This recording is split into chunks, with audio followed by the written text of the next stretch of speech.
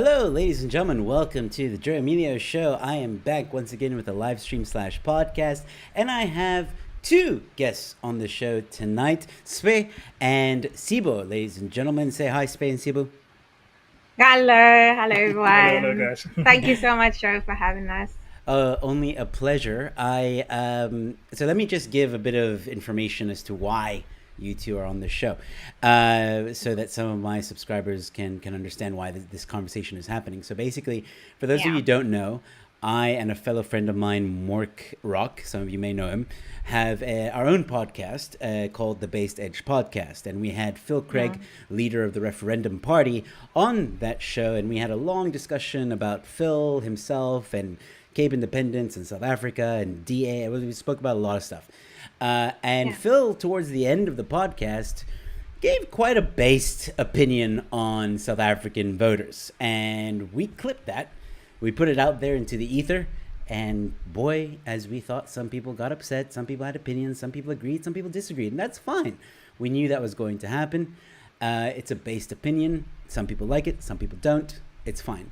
And these two on my right actually made a reaction video to it, which I was actually quite honored by the way. Did. I mean, I'm not gonna lie, like it's not often that some of our clips get taken and then people react to it. So I was actually I have linked both the YouTube channel that these guys run in the description below, as well as a link to that video. If you haven't seen it yet, please go check it out.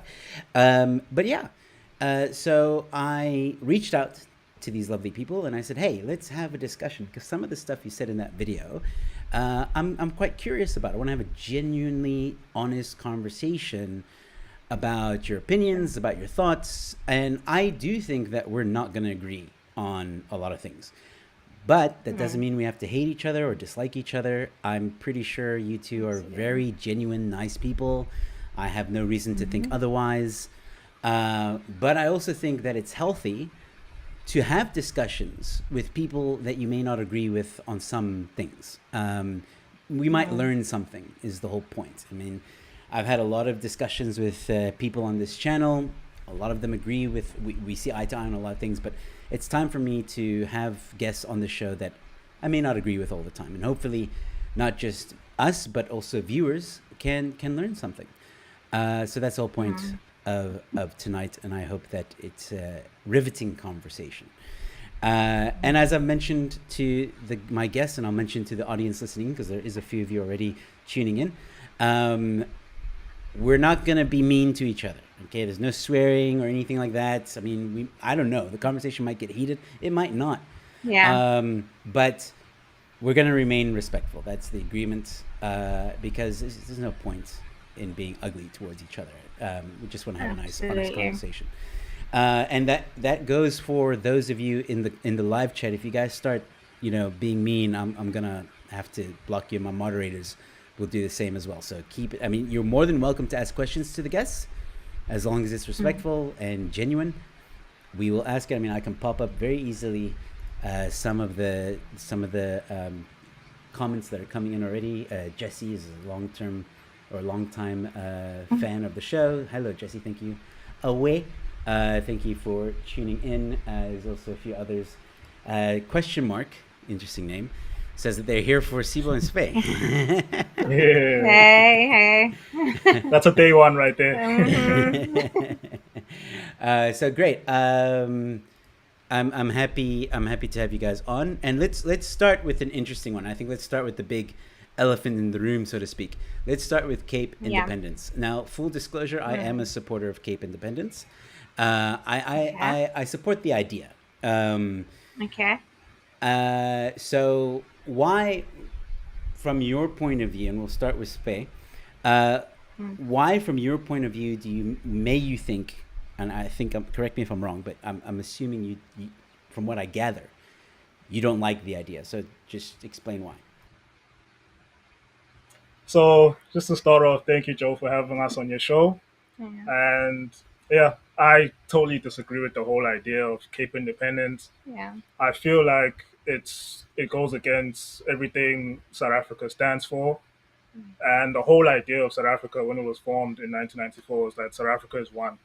I mean, that's one of the first things in the Constitution, that South Africa is one, and all the people that live in South Africa, South Africa belongs to all the people that live in South Africa. So for a demographic of people that just want to break away from South Africa just because we're having some issues and some problems, it's not right, and it's not the right solution.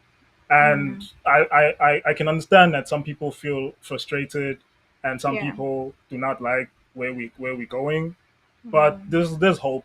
I believe there's hope, and we're still gonna get into all of that. But for me, Cape Independence for me is a big no. All right, and Sibo, you can also give your opinion. So, like, yeah, my view as well is quite similar to his, and of course, like, I do also have the strong, or shall I say, I feel strongly against it as well. And the main reason why I feel strongly against it is, one, I was born and raised in Cape Town, and I definitely do not see Cape Town being apart from the rest of South Africa. Two, I really don't think that that is going to solve the issues that we have. The issues that we have them as a country altogether, and not just, a portion of South Africa experiencing these problems, and therefore a portion of South Africa needs to pull itself away from the rest. So it's like, if solutions need to come, I mean, if you feel confident that you've got solutions, or you've got, a way to sort of change things around, then what you should be fighting for is not to break away, but rather to, I don't know, to find a way where you can actually, get the space, or the platform to actually exercise those changes. And I feel like, if your changes are truly for the better of all people, then there should be a way for you to, I don't know, maybe articulate in such a way that people will understand that it's for the best for them, and actually bring them on board. So it's like, for us, you kind of saying, well, hey, yes, we all have this problem, which we know the elephant in the room is obviously the ANC in this situation. And I feel like the people who are pro Cape independence are not the only people that are having such issues with the ANC. And it's like, well, what should happen to the rest of us? Do we all come from all these different provinces and start flocking to the Western Cape if we all share the same view that we are against the ANC? Or, what should happen? Like, who's supposed to be, falling towards this side? Who should be citizens of whatever, the Western Cape will become? It's just like, there's no way, no matter how many times I play it in my mind, I don't see it playing out for the best. And I don't see why it should be. Fair enough. Let me ask you another question. Do you both believe in democracy? Like, do you believe in, when I say, okay, so that's a very like vague question actually. So let me be a little bit more specific. Do you believe in the new South Africa that people have a right to vote, not just in elections, but maybe with, and I'm not talking necessarily about Cape independence, but vote for anything, like in a democracy, like a democracy, whether you're in your work or your wherever, people have a say. People have a right to voice their opinions. Absolutely. People have a right to vote for something they desire. Would you guys agree with that in a democracy? Well, I do agree that is, that a democracy obviously constitutes that, or the ability to be able to do that. But it also, there is also the part where, in many cases, being able to just vote anyhow can obviously open, room for a lot of problems as well. Yeah, but fair enough. Democracy on its own allows for that. Yes. So also with that, the problem is with, sorry. No, it's good. The problem is democracy. Yes, we believe in democracy and the ability to vote for whatever you want. But the whole point of democracy is that the majority gets to rule. Yeah. And I guess that's what Cape Independence is basically fighting. Yeah. They don't like what the majority is voting for. But that's the point of democracy, is it not? Yes and no. So yes, it is. I can understand from your point of view how you can see it, how the Western Cape is like going against the majority. I can understand that view.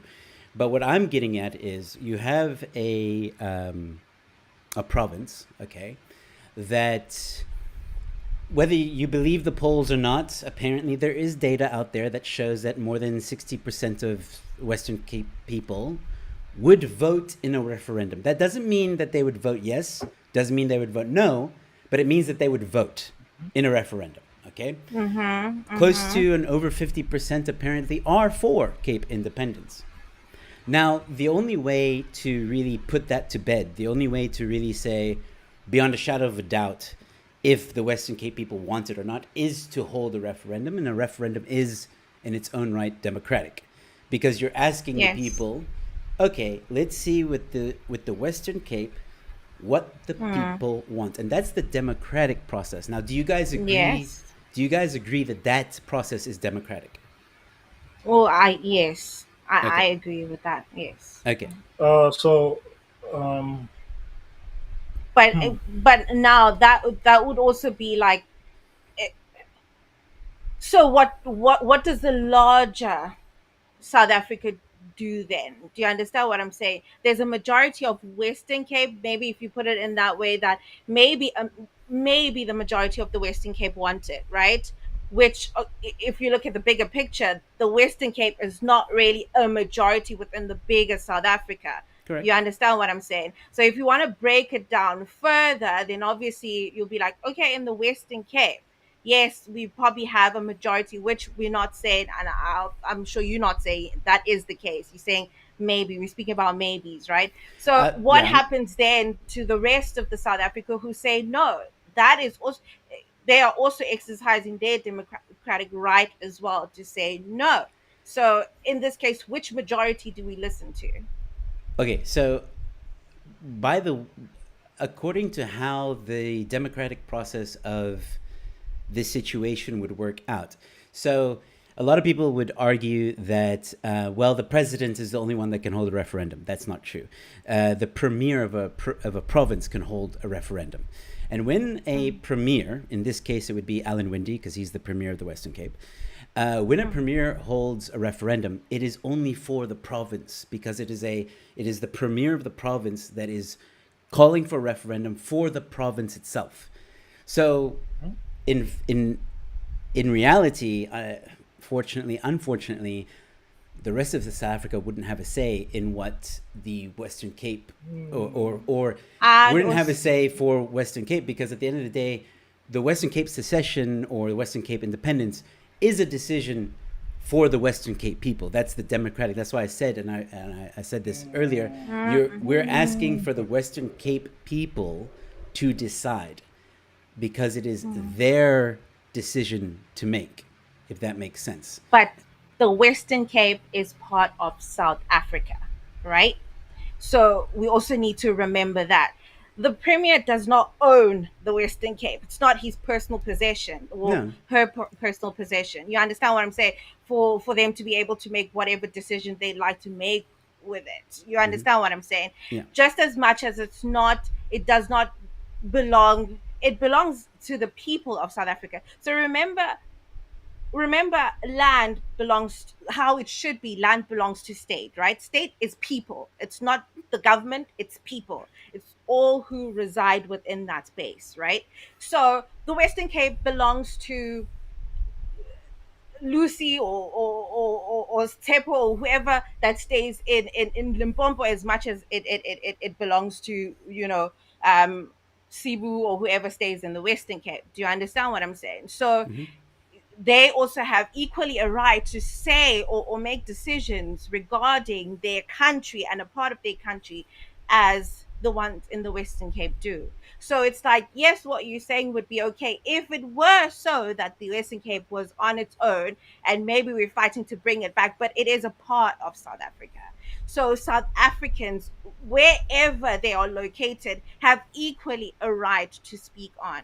It's just that when it comes to, like, what is it, by-elections, or like when we pick in municipalities and things like that, yes, we are the people that are directly affected, because I stay within this space and I'm directly affected about whatever, if trash isn't picked up, in my neighborhood every week, that directly affects me. Do you understand what I'm saying? But at the end of that's why we have these we have to break up governance a little further. But at the end of the day, we don't break up governance because we want to segregate. We're breaking up governance to assist, so that we can manage things, have a proper balance, you know what I mean? So that, because a person who stays in Gauteng does not know or does not feel like the immediate sort of, problems that somebody who's in Kailicha, or who's in, in Sea Point or Camps Bay, or or wherever in Cape Town will feel. The person in Cape Town feels them. So it's like, what we're arguing here is whatever Cape Town's problems are, or the Western Cape's problems are our problem as well, like we, as the rest of South Africa. So it's like, that still does not speak to why they need to sort of pull away and do. Nobody has that right to that extent, I feel, to just make that decision on their own. Well, that's where you would be incorrect, because in the Constitution it talks about self-determination, and self-determination speaks to everyone's individual right, and as a group, or a common language, or a common culture, or common whatever, that they can actually, the words aren't exactly secede, but it's self-determination. So in that regard, everybody does have an individual right to ask for self-determination.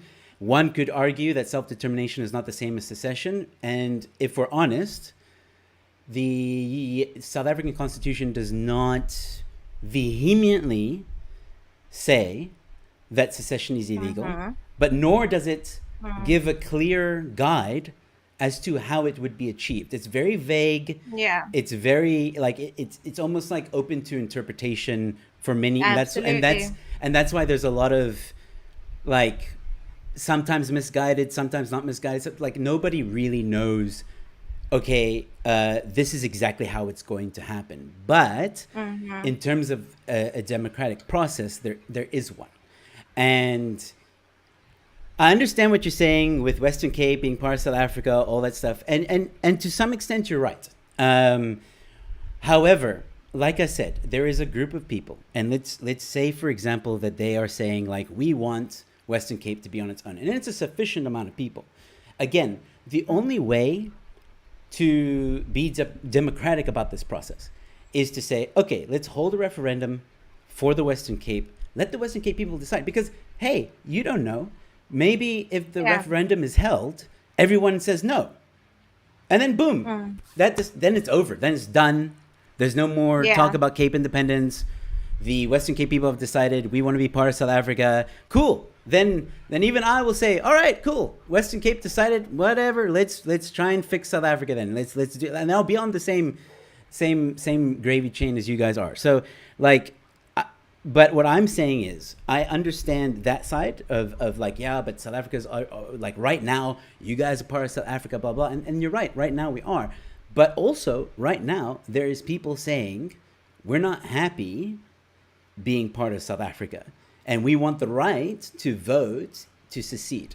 And again, it might happen, it might not. I honestly don't know. I have, as much as like I said, I support the idea, I also have my doubts. I'm not going to lie. I have my doubts. There's a lot of concerns. Can I ask a question? Yeah. So you being someone that is pro the idea, right? What does that new Western Cape look like to you? It's a very good question. So the new Western Cape, the best way I can kind of describe it is a country without racial discrimination, without policies that really hurt the people of the country, a country that will thrive, a country that is open to anybody who wants to live there legally, like any other country. And a good example would be in 1990, Namibia got its independence from South Africa. And I've been to Namibia. It looks like South Africa, like everything. The robots, the street signs, the people speak Afrikaans. They even accept the rand in some of the supermarkets. The supermarkets are the same. Pick n Pay, Checkers, Mr. Price, ShopRite. They're all there. It feels like you're in South Africa. You haven't really gone to a new country. Obviously, they have different laws and stuff, and they have their own borders, and you've got to use your passport to get there. But other than that, it's essentially the same. And I would imagine Western Cape would be exactly the same. And there's a lot of misconception that, oh, Western Cape wants to get rid of people. No. Western Cape right now is one of the most diverse provinces in South Africa. The majority is colored, next is black, next is white, followed by Indian and Asian. And we all get along. I mean, you said it yourself, you live in Cape Town, you've been here for years. I mean, from my point of view, I don't see Muslims fighting Christians all the time. I don't see blacks and whites fighting all the time in the Western Cape. I mean, yeah, there might be an incident here or there. There's always going to be an incident. But I don't feel that it's racially divided as some people want us to believe. You reckon? Yeah, I don't. You reckon?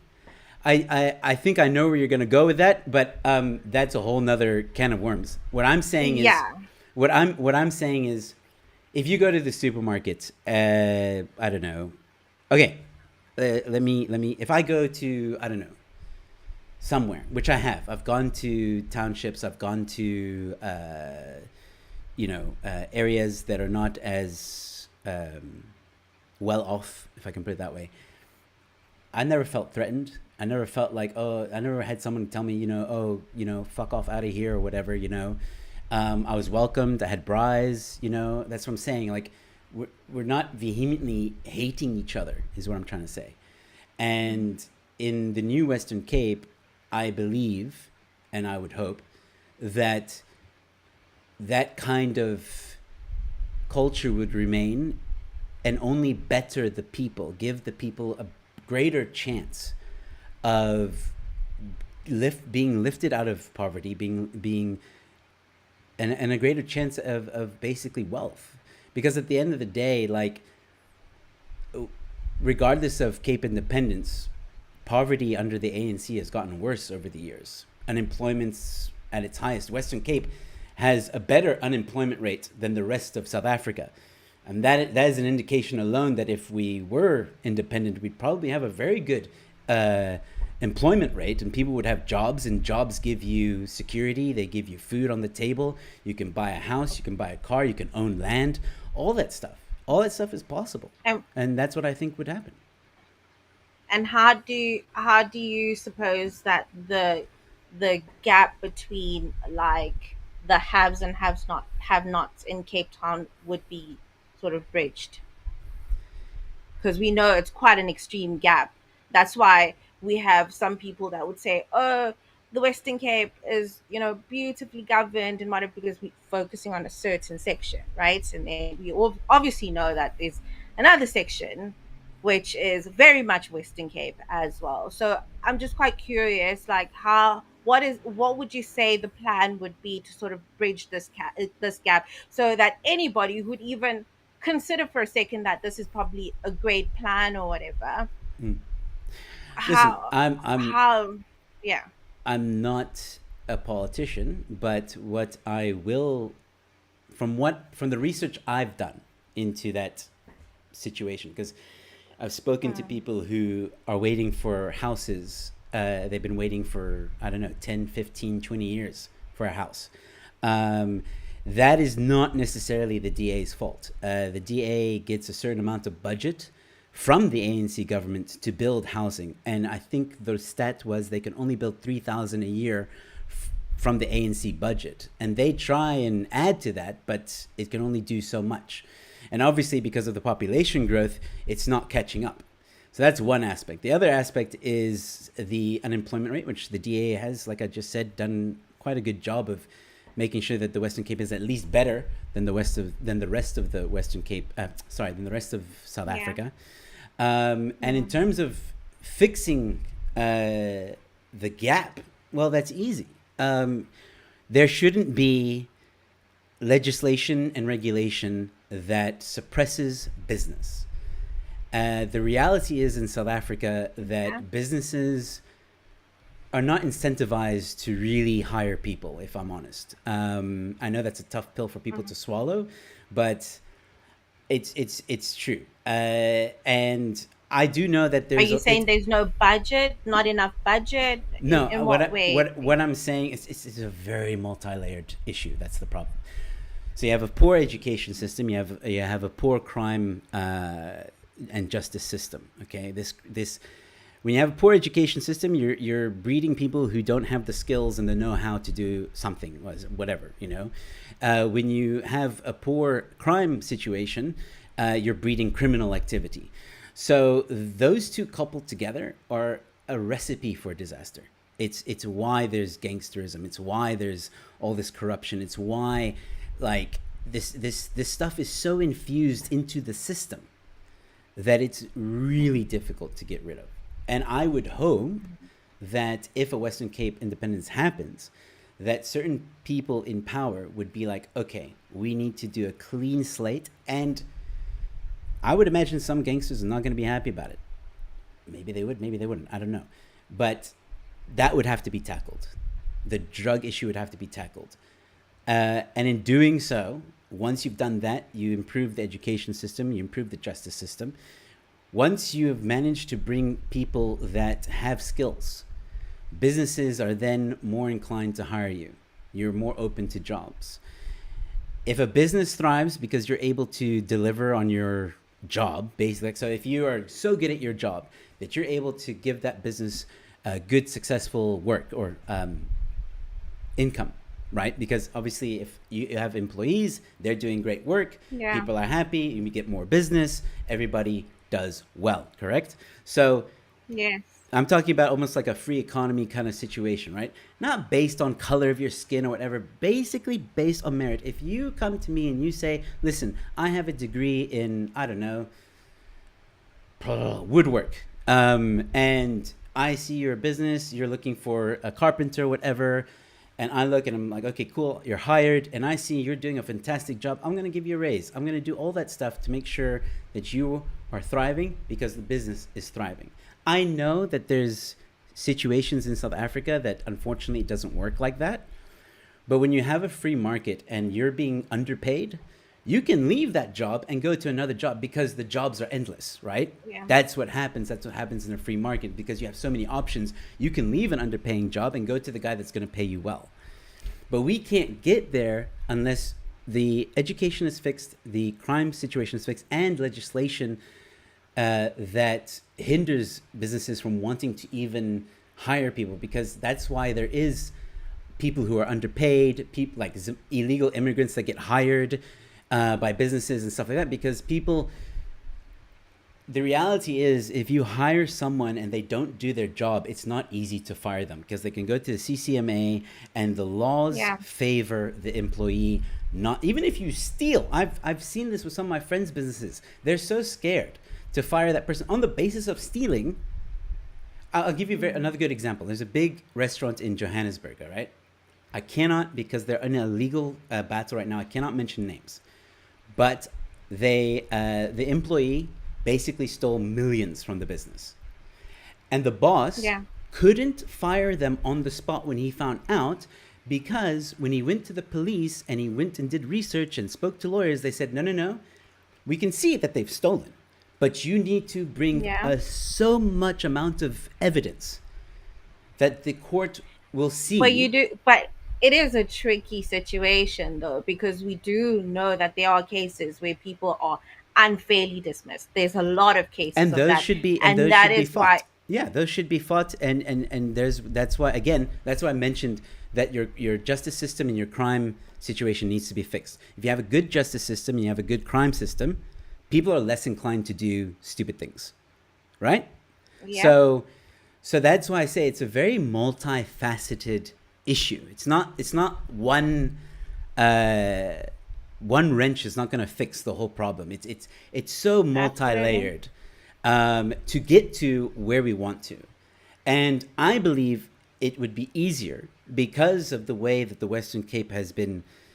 I mean, the Western Cape isn't perfect, let's be honest, but it's doing much better than other provinces. And if given the chance to thrive, I think it would. I really do think it would. I do not think there is hope as long as the ANC is in power, and I do not think there's hope if there's an ANC and EFF coalition, if there's an ANC MK EFF coalition. Any one of those, I think, would be detrimental to South Africa. And I believe in democracy. I believe in allowing people to choose, and I welcome people if there's a referendum on the Western Cape independence. If you want to vote no, go ahead, vote no. It's your democratic right to do so. Just like it's your democratic right to go vote right now on the 29th of May. Vote for whoever you want to.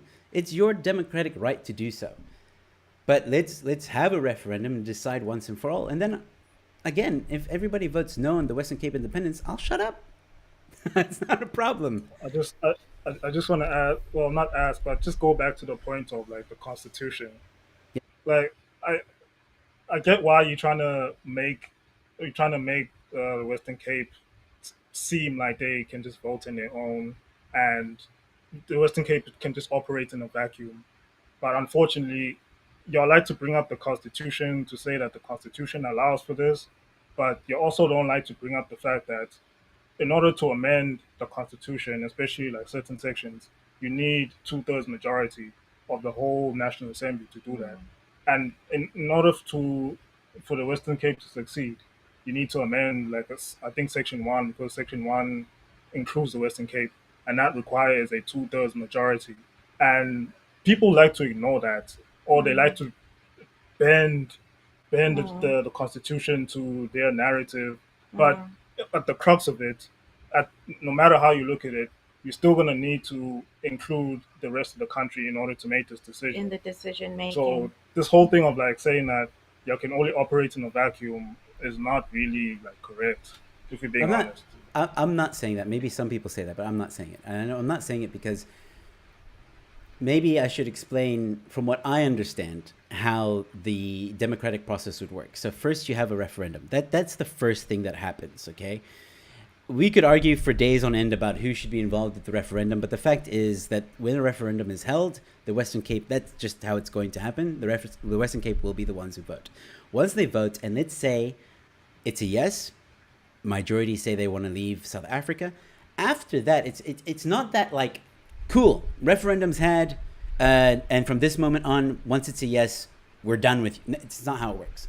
What happens next is a very long, not very long, but a decent process of which basically, like you just said, they're going to have discussions in Parliament. They're going to, there might be negotiations. I don't know. Obviously, the ANC and a lot of people probably say no. But at the end of the day, you can't really deny people's rights. It looks bad, right? I agree with you. And, wait, let me finish. And once the international community, such as the UN, which can get involved because they got involved with Namibia's independence, they've gotten involved with a lot of independences. Once the UN and international eyes get involved, because what can happen is we're not bound just by the South African Constitution. There's also international law, which does speak again about self-determination, all that stuff. And if, let's say, for example, I don't know, a random country, I think Morocco, was it Morocco? I can't remember, has already recognized the Western Cape as an independent country. If we get a few more of those, then it doesn't matter what the ANC wants. It doesn't matter what the rest of South Africa wants. We start operating as an independent country. We start making laws. We start doing all that stuff. That's not true. Why wouldn't the rest of us? No. Why would they matter more than the rest? It's like, think of it like a divorce. That's one analogy to look at it like. Yes, again, you are like, I agree with what you say when you say that nobody's rights to vote even should be neglected. So don't neglect the rest of South Africa's right to vote. So again, if you're looking at this from that perspective, once the Western Cape says, okay, we want to be independent, maybe I'll get the majority vote for the referendum, that has to go to National Assembly, and people have to discuss that. And then if the rest of the country says no, it's okay. So even the UN cannot force South Africa to agree with the Western Cape seceding. It cannot force it. So what's generally going to happen in this case? Morocco can decide the Western Cape is its own country. Cool. But if South Africa and the Western Cape doesn't have that agreement, there's going to be civil war. And you know what South Africa is going to do? South Africa is going to deploy the army. to restore the border of the Western Cape. That's what's going to happen. And you can make as many examples as you like about all the countries that have succeeded before and are thriving, but there's also a lot of countries that have succeeded that are still in perpetual war even to this day for decades. Israel and Palestine are the best example I can think of right now of that happening. So if the countries do not agree, there's going to be that part of civil war. And I don't think we need to get to that point, especially if there are solutions to the problem that you guys are talking about. There are other solutions to this, because much easier solutions than what you guys are actually suggesting. And that's the part I want to get to actually. Yeah, what we'll is get, the we'll what, get to what that. is the core what is that. the core issue that would only require Western Cape to succeed? The core issue. We'll get to that. I just want to address some of the things that you said now. First of all, there is no army in South Africa. The South African army can barely be fed. The Air Force has been suffocated almost because the headquarters cannot afford to renew their air cons. South African army was robbed by Mitchell's Plain gangsters. So I don't think the army would be successful in doing anything, which... To your point, if I'm honest... Do you think so? No. Look at what happened during lockdown. The army took forever to come out, and when they were out, they were robbed in Mitchell's Plain. The headlines were everywhere. And food wasn't being sent to them. They were complaining that they weren't being fed.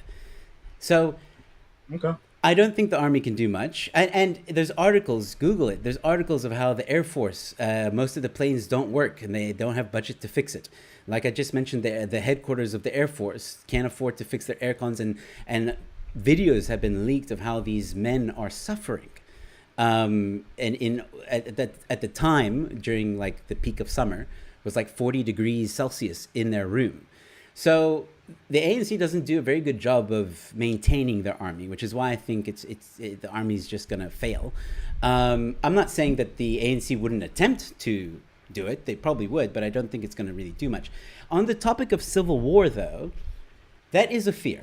And I'm not going to lie. I brought it up with some of the Cape Independence movement guys. I was like, yeah, but aren't you guys worried that it's going to be a civil war, blah, blah. The fact of the matter is, and I'm going to talk with specifically to the referendum party, because they are the ones at the moment that really have spoken democratically about this process. They have a lot of information about it. And they have never advocated for violence, ever. They don't want it. And I believe, and this is my opinion, if civil war does break out, it won't be because of, how do I put this? It won't be because of the Western Cape independence people. It will be because of the ANC. Like the ANC will throw the first stone, is what I'm trying to say. And then I don't know. Like, listen, I'm not advocating for a civil war. I would prefer it to be completely democratic and all that stuff. I don't think anybody wants a fight. Okay. On the other hand, I think, we should allow it to play out. And maybe you're right. Okay. Maybe when a referendum happens and it goes to National Assembly and National Assembly says no, maybe the Western Cape people or the Western Cape movement will say, okay, we tried, and they put their hands up and they say, well, there's nothing we could do, guys.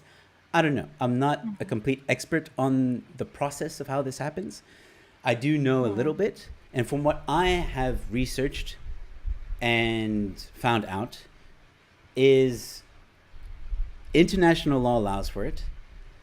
It's really difficult for a country to say no to a democratic process that's been had.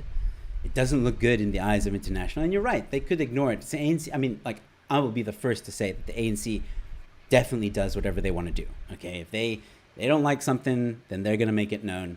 Fine. I guess that's the risk we're going to have to take if we go down the route of Western Cape independence. But to your point, okay, let's go on to the solutions for South Africa. Now, listen, I I'm gonna also put my view on this. I don't think the ANC is the answer. Like I don't see the EFF, ANC, or MK party as the solution. I'm not saying that the DA is the solution. I'm not even saying that Action SA is the solution. I think a coalition that, like the multi-party charter coalition, could be good, but I'm also a realist. Let's be honest. Let's pretend for a second that there was the perfect political party in South Africa. Whatever that is to you, or let's pretend there was one. In all honesty, it would take almost a generation to fix the issues that exist in South Africa.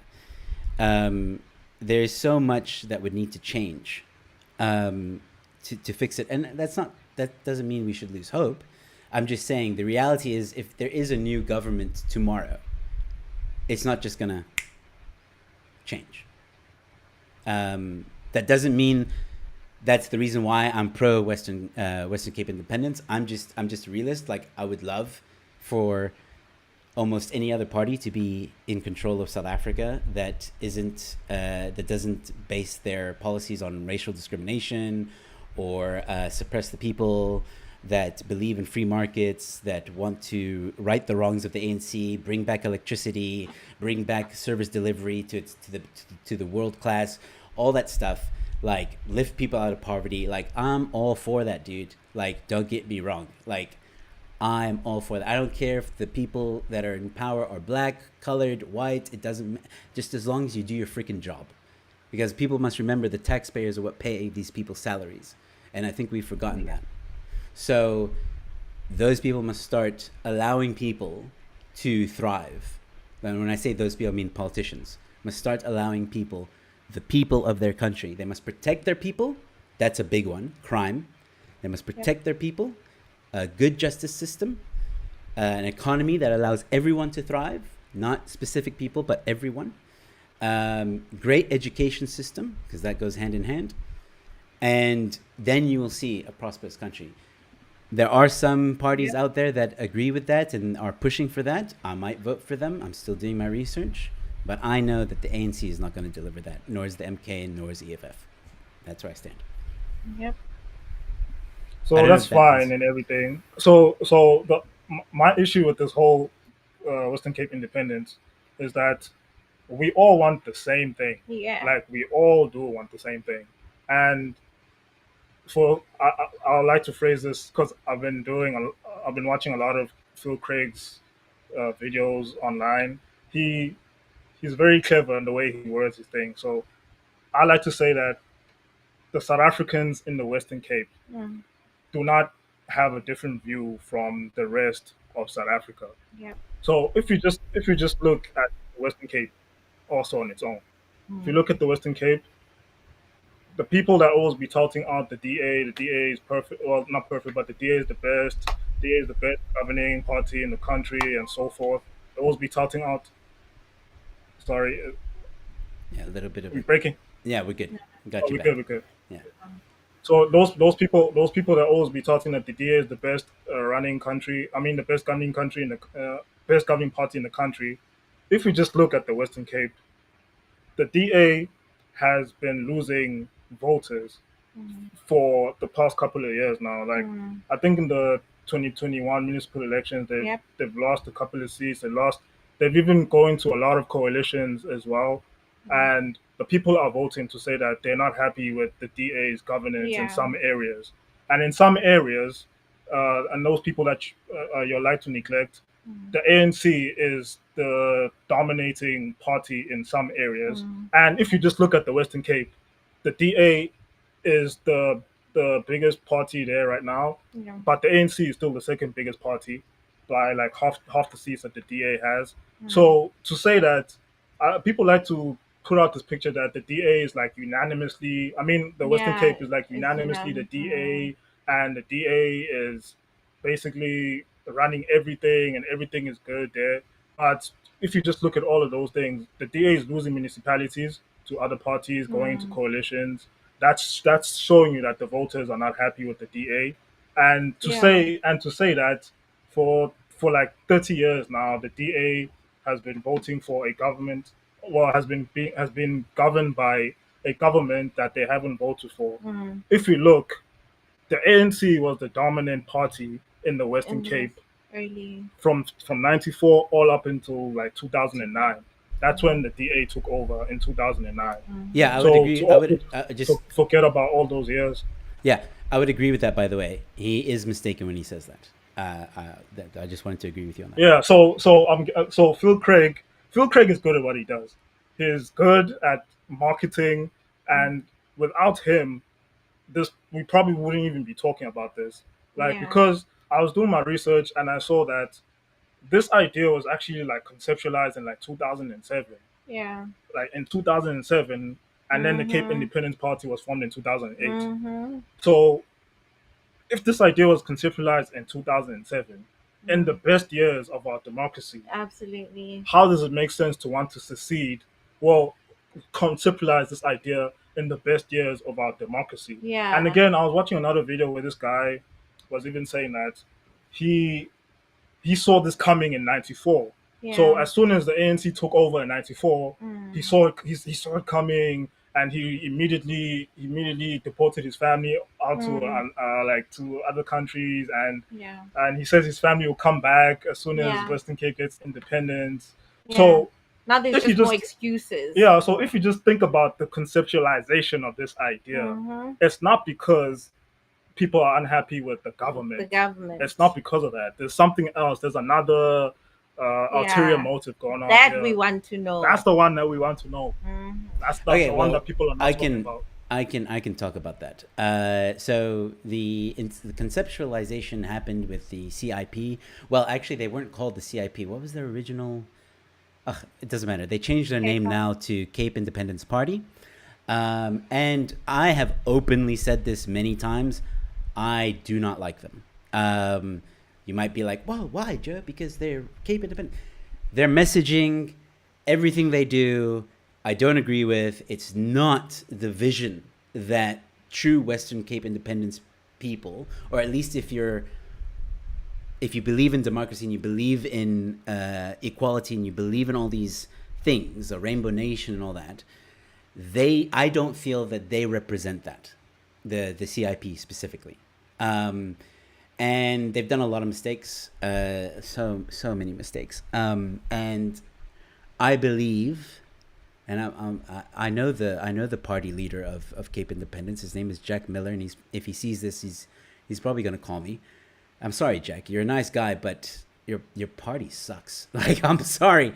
I'm sorry. It's a bad image for the Cape Independence movement. I will agree with that. And I stick with the RP because even though the conceptualization happened in 2007, RP is like, I think it was registered this year or early last year, so it's very new. But before the RP party was Cape Independence Advocacy Group, and they're not a political party. They are just a lobbying group. They are a group that does polling. They organize marches, and they just advocate for the idea of Western Cape independence, but they don't have any influence necessarily on political parties. However, they do try and pressure, I think is the correct word to use, political parties. So when that was created, Phil Craig was part of that. And he did a lot for the Cape independence movement in a very short span of time. They really sprung up during the lockdown. And during the lockdown, the way they packaged it, the way they put it out there, it resonated with a lot of people. And it was what any right-minded, non-racial person would think the Western Cape secession or independence should be. There's a lot of, in the movement of the Cape, if you take the Cape independence movement as a whole, there's a lot of fringe groups. There's a lot of people. I don't want to say a lot, but like there's a few people that say really horrible things. There's a few people that are really disgusting, and I think that's where the negative narrative comes from, where you have people on social media saying, "Oh, but I've seen these Cape independence people say that they don't want blacks or whatever." it's the fringe groups. Just like in any other movement, you have fringe groups. You know, you guys used Israeli and Palestine. What's it called? ISIS and all those guys. Those are a fringe group. They're extremists, and it's the same, unfortunately, for Cape Independence movement. I hate to say it, but I'm going to be honest about it because we need to talk about it. Is that there are some groups in that movement that are very extreme, and I, for one, don't agree with them. And anyway, luckily, those groups, they won't have any say in the new Western Cape situation if it comes to fruition, because they don't have a lot of pull anyway. Same with Cape Independence Party. They're a joke. They are. And Jack's going to hate me for saying it. It is what it is, man. Like, and a lot of people confuse Cape Independence Party for our referendum party. They're not the same. Phil Craig runs referendum party. And by the way, he didn't even want to be a politician. If you watch the podcast we did with him, he was voted to do it because he had done so much good for the movement. The people wanted him to be the leader, but there was a democratic process where there was candidates, and anybody else could have, well, not anybody else, but whoever was in the movement at the time, whoever was put themselves forward could have been the leader of that party, but they voted him in, you know, and he's not a politician. He's a South African citizen. Yes, he's from the UK, but he's still someone who basically, even though you disagree with it, he's someone who put himself out there, and again, for right or wrong, is doing it because of what he believes in. And he definitely doesn't believe in the nonsense that some of these other people in the movement are saying. He wants a non-racial country. He wants everyone to thrive. He just wants us to go back to where a government that cares about the people. Again, like the stuff I've listed about, great justice system, great education system, all that stuff is the same thing he cares for. And I've known him before he became a politician. So that's why I kind of trust him. And you're right, dude. He's very good at what he says, but he comes from a marketing background. And case in point, Jack Miller doesn't come from a marketing background, and he's not a politician. So he says a lot of, or not him personally, but him and his group can say a lot of stuff that may not be kosher, if I could put it that way. I hope that answers your question. So in terms of Phil, like, again, if you ever see this or if you speak to him, just let him know that hats off to what he's done so far. Like, it's actually insane that the fact that he started this in 2020 and within 2-3 years he's managed to get mainstream media talking about it. He's managed to get social media talking about it, alternative media talking about it, and all of that. And he's so clever even in his speaking. Like, if you listen to what he says, he doesn't call people residing in the Western Cape South Africans. He calls them the people of the Western Cape. So he's already, like, in his talking, in his marketing, those subliminals, sending out that message that people in the Western Cape do not see themselves as South Africans. But as South Africans, we need to just catch ourselves and remind ourselves that South Africans reside in the Western Cape. And whenever you hear Phil Craig talk, people of the Western Cape, remind them that it's not people of the Western Cape yet.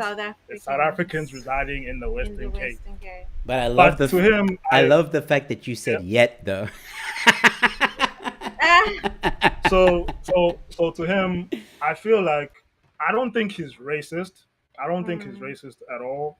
The movement that he's picking up from was conceptualized from, I think, coming from a good place. No, like, I'm talking about the Cape Independence Party. I mean, movement itself. I think it's conceptualized from racist people, but him taking it on is not for his own belief, that he believes that he wants a better future for his family and children and all that stuff like that. It's not a racist thing to do. It's his belief, and he's going full on onto it. He's taking it by the chin. He's being the face of it, which is commendable. He's put himself out there to a lot of racist abuse, quite frankly. But at the end of the day, like, even Hitler felt like he was doing the right thing. Even Martin Luther King felt like he was doing the right thing. You know, just on which side you're looking from. He can be the villain or the hero. Absolutely. But for Cape independence, the idea in itself is it's wrong, and I say it's treasonous. Well, at best, it's treachery because people are violating their allegiance to the country, Yeah. and at worst, it's treasonous And conspiring because to. people are again going against the whole idea of democratic South Africa, which Yep. South Africa should be one, and we should be talking about that. Really, we should be talking about South Africa being one Yeah. country. We all have one mandate, which is to vote out the ANC, Yes. and for the Western Cape people to think that the ANC is going to be ruling forever. That is not true, even on its just by looking at the data. The ANC has been losing voters every single election, and for the first time, people are believing that the ANC will go under 50%. So for you guys to want to leave the country because you feel like the ANC is going to be remaining powerful forever, also that's not Yeah. valid. Because we So have to a me, shared it's not frustration. making sense. We And all want this, the same thing. yeah, and this beautiful picture that you painted as well with what you hope for, it's the same hopes and that we share as well. So it's like, like There's just no reason for there's it. Like no honestly, reason. There's honestly, no like reason. I think I advocate for. Sorry, I advocate. I can advocate for like provinces gaining like more autonomy and more power. That makes Yes. sense. Like But not down to breaking like an away. agent level where uh, parents and schools are deciding what language Mm. are being taught and all that kind of yeah. stuff like that. We can work towards that, Yeah. and you don't have to do all of that by breaking away from the rest of the And country. anybody who wishes to do that will always reference to, but the Western Cape could do it. Now we have, many people choosing to do the same thing and breaking up the country even further. That crazy So it's to think treasonous, man. about. Like let's be honest. I don't think it's treasonous, but if it's done in a democratic way, I mean, if for example, I think the treasonous aspect would be they took arms and they just started going to like all out kind of civil war and like Doesn't have to go started that like far, went but straight into violence. That would be treasonous because then you're like rebelling against the government hardcore. But whereas the RP party is trying to do it democratically, and let me explain as well. Like, so the RP party is currently in or trying to be on the ballot. That's a long story. I'm not going to get into it now, but the whole idea for them to be in the ballot is not necessarily that if you vote for them right now on May 29, that Cape independence is going to happen. They want to get into Parliament so that they can democratically within Parliament, following the rules, fight for the people who say that they want Cape independence. They just want to have the referendum. They have no ambition to run the country or even the province. They just want that referendum. That's why they're called the referendum party. That's their goal. That's their mission. And for those of you that are watching, even if you vote RP, you're not taking away a vote for the DA. Although the DA has lied and said that, if you read the RP manifesto, the RP explicitly says that whatever vote they get will go towards the DA. In other words, that even if they get 100,000 votes for RP, they will side with the DA and basically make sure that the DA doesn't lose control of the Western Cape. So having said all that, there's a bit of a long process before Western Cape even becomes I mean, Phil has said before, it's maybe now looking at like a 2-year plan, 3-year plan even. So it's not something that's going to happen like that. There's a process, all that stuff. Having said that, there was something else I wanted to touch on that you mentioned. Now I can't remember. Oh, yes. So you know how you're saying about like, oh, we all agree and like we all want the same thing, blah, blah. 100% agree with you, dude. I look at the Western Cape independence movement as an option, okay? Because that's why I just explained this whole process of the RP, because I'm like, okay, you can vote for the RP, they can do their thing, and hopefully at the same time, oh, wait, did I lose? Am I still with you? Can the chats tell me if I'm still live? Because I seem to have lost our guests.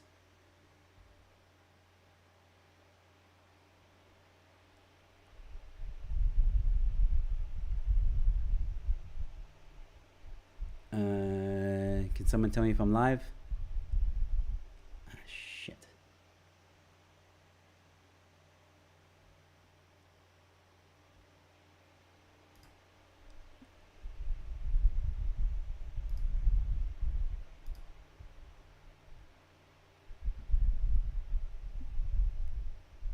You still live? Okay. Gavin, am I still live? Like, can you? Ah. Okay. Hopefully. Okay. Good. I'm getting the messages in now that I'm still live. Let me just message these guys and ask them to call back in. Um. Just give me a moment, guys. Sorry.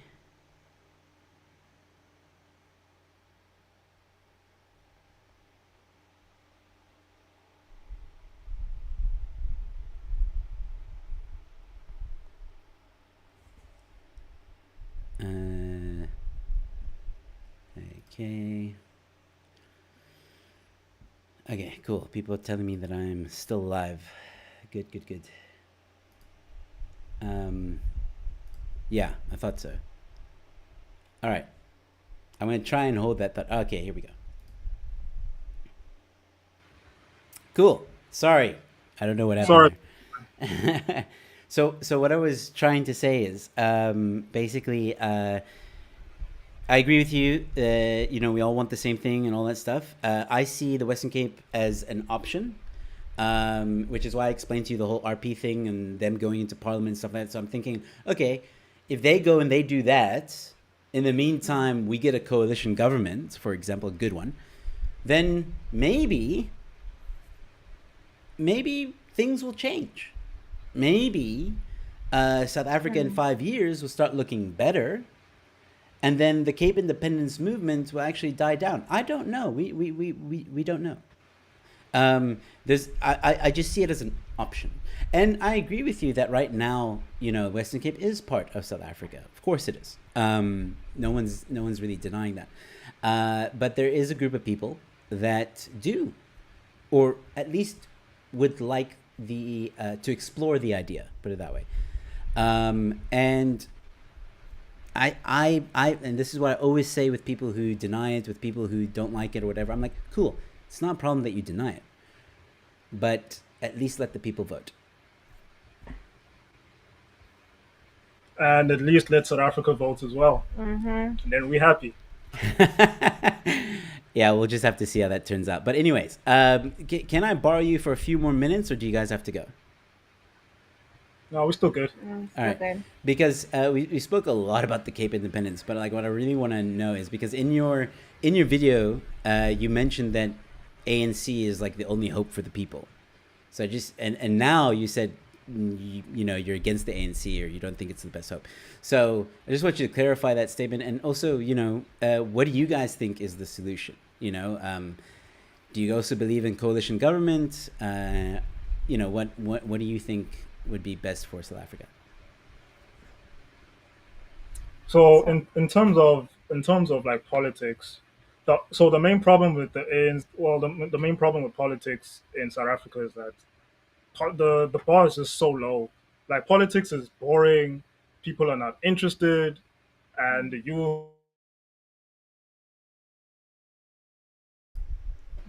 So, like, even if I just look at all the parties that are there, and a lot of people just do not know what to vote for. We all know that okay, we shouldn't vote for the ANC because the ANC is bad. They've proven they're bad, and we're not happy about them. Yeah. But at the same time, there's really not that many options or viable options for a lot of people, and that's why some people find the safety nets in the ANC as to vote for them because that. Things that you don't know. But like the political landscape in South Africa is very bad. Like you can continue with that. It's bad. I also like. I mean, speaking as well as a young person in South Africa, which I feel like is also a shared view amongst a lot of young people in South Africa, that the ANC is a no-no. And not only the young people, but, the older generation as well. So it's like, to what you were saying about the coalition, I feel like that could be a good first step because we don't really have much options in terms of who we unanimously want to go for. And from those, I feel like these parties can sort of, I don't know, like challenge each other, kind of like what opposition parties have been doing all along, like the DA to the ANC, and just holding each other accountable. It's just that we just, get excited and just want, corruption becomes like, the main order of the day. So we have a lot of fears, like even like as you see even on our channel, like we try and speak on the different parties and what we think. We are still at a place where nothing is clear enough to say that this is a definite, and I feel like this is something that we all kind of share, because just like you, I know definitely in the Western Cape that not everybody is chuffed about the DA either, you know what I'm saying? So we're all in a place where we're just uncertain. So I think because we see that maybe that's the only immediate solution that we have, but it's like who do we trust with, our to represent us well and to have our best interests at heart. And obviously, like you mentioned, or the different examples of the parties as well that you've mentioned, it's quite difficult to say this one definitely has our best interest, because it's quite scary. Yeah, so I just wanted to just touch back on the point of how poor like politics is in this country. Like Mm, the ANC are so bad. They mm, are so bad, but they still mm. get millions of votes. Yeah. That's how bad the opposition is. And the opposition, in my opinion, I feel they Mhm. are very lazy to Mhm. understand the voters that vote for the ANC and how to get Yeah. those votes for themselves. So we still have a long way to go. Like the only two politicians that are really Mm. like a good standard or world class even is Julius and Jacob Zuma. Those are the two politicians that people leave their houses for. Zuma Mm. doesn't have to pay you to do anything. He just says, come here, and people are inspired and will want to work for him. Same with Julius. But Yeah. like everybody else, like you're gonna have to pay them to get into the bus, to go to a rally, and it's just a mess. So yeah, we still need to And cultivate better leaders. nobody's giving better solutions at this point for, the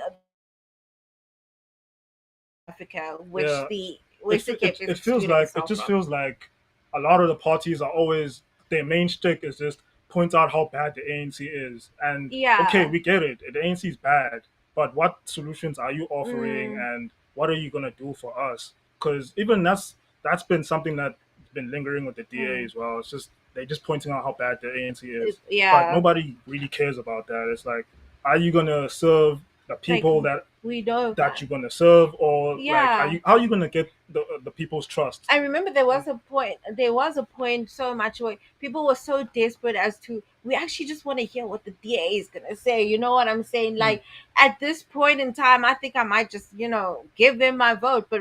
But it's like they're not giving us enough to say, to make us also feel assured. And Yeah. especially since you say even the RP movement is behind the DA. Well, it's like, well, when we look at what the DA stands for, or not what they say they stand for, but what we see them to stand for, Hmm. it's like, well, it's not reassuring enough that, like they are even a good option, and even this movement is going to be at the best interest of the people.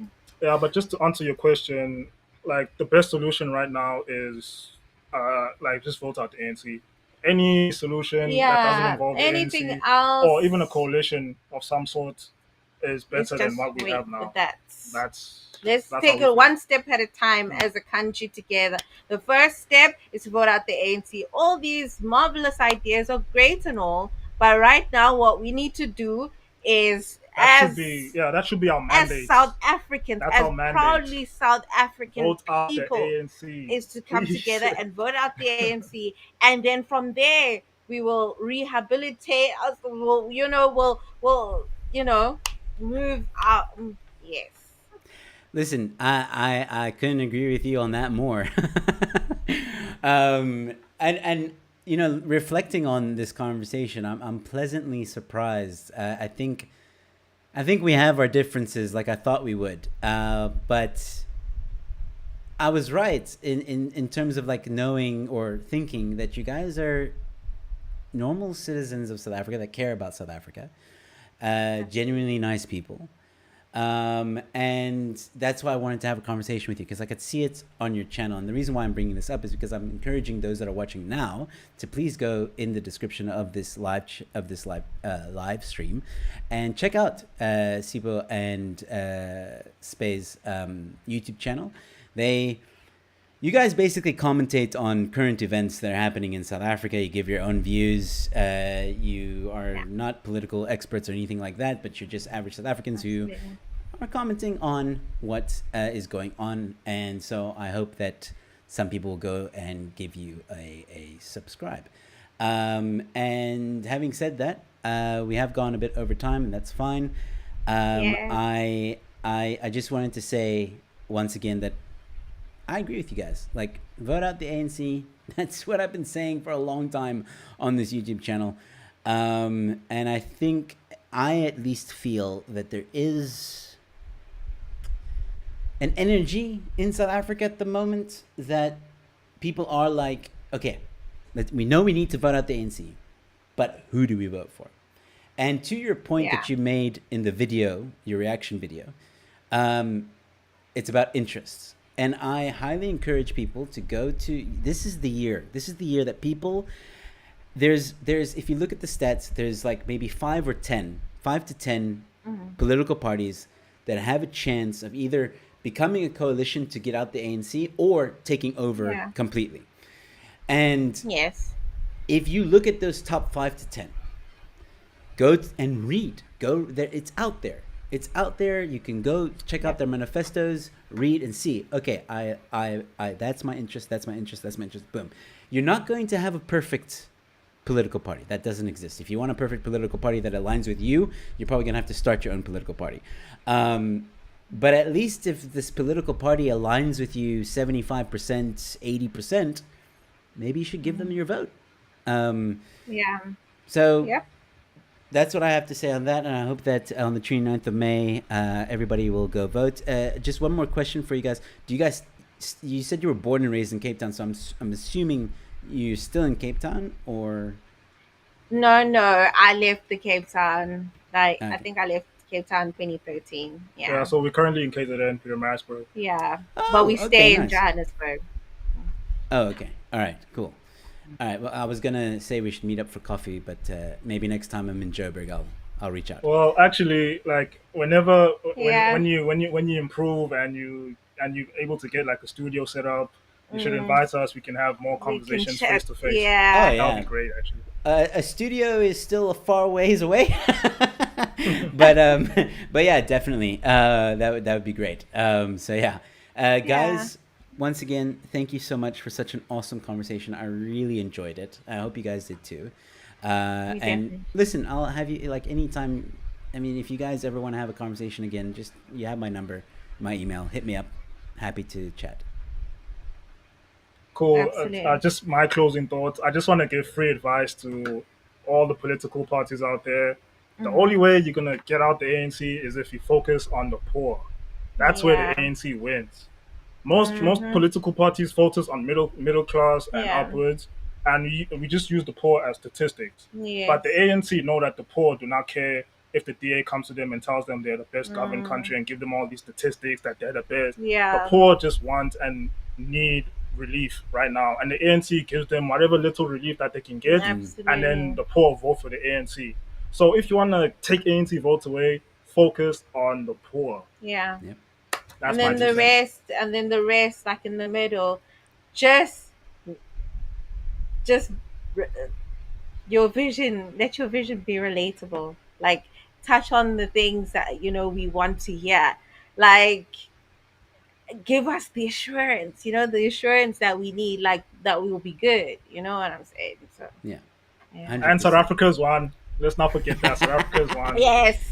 And For as a now. South African, we should all strive for that. Absolutely. All right, guys. Thanks again so much. It was a great conversation. I'll chat to you guys soon. Thank you. Thank All right, you. thank you. Bye. Cheers. Bye. All right, ladies and gentlemen, that was Faye and Sibu. Like I said, please go check out their YouTube channel and give them a bit of a subscribe. I hope you enjoyed that conversation. I did. I really did. It's always nice to speak to people calmly and civilly. You know what I'm trying to say, and share some ideas. I mean, I feel like they learned something. I feel like I learned something. So it was great. I loved it. I would just like to look at some of the comments that have come through. Gavin saying 100%. South Africa is the hub of the continent. Let's lead by example. The richest continent. That's okay. That's at the moment debatable. I love Cape Town. Born, natal, live in Joburg. Bring on the 29th of May. Who's Joe voting for? I will never announce that publicly, at least for now. I might. I'm contemplating, actually, if I'm honest. I'm contemplating if I should say I'm going to vote for. But then the problem is, if I say who I'm going to vote for, then y'all are going to think that my political opinions lean towards a certain narrative, if I can put it that way. And that's all I'm going to say on that for now. But we'll see. Maybe I'm just going to say that. Thanks for the stream. Super evening. All super interesting discussion. Very healthy. Yes. Jesse saying deaths. This was cool. Thank you, Jesse. Good to see you again, by the way. Sarina, good to see you here. Freedom from South Africa. Vote RP to make an independent Western Cape a reality. And I'm going to say it again.